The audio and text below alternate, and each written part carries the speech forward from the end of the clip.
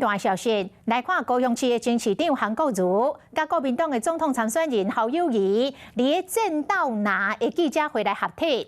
韩国瑜阁祝福侯友宜高票来当选。韩国瑜进前是先甲郭文哲来见面，昨阁甲国民党的党主席朱立伦来会面，说落来是毋是要来接国民党的副主席呢？韩国瑜讲，伊无求任何的职务，若2024年要扮演什么款的角色，爱个思考。希望战斗的委员都能够全力打，都能够当选。记者会进行到一半，前高雄市长韩国瑜才赶到会，嘛已经立即侯友宜握手小酒问。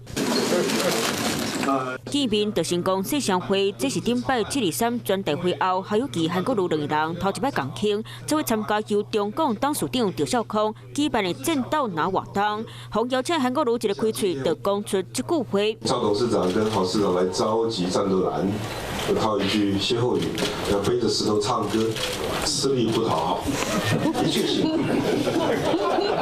自己要出钱出力，还要担心，还要被人家背后有的人想不同的想法，还要非议。韩国瑜伫咧见侯友宜进前，佮先和郭文哲辩会谈整合的问题。今日刚佮和国民党主席朱立伦见面，谈什么内容？敢有答应要接国民党副主席的会呢？没有，现在还在研议，只是考虑到个人能够在这次辅选阵容中扮演什么角色，我们全力以赴，并不在乎职务。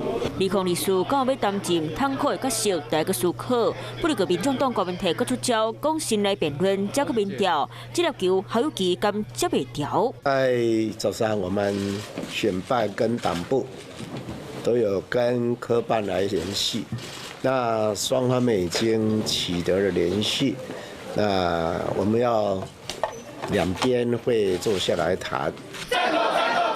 侯友宜讲有伫咧联动，若袂合，敢行了会成，外界拢伫咧关心。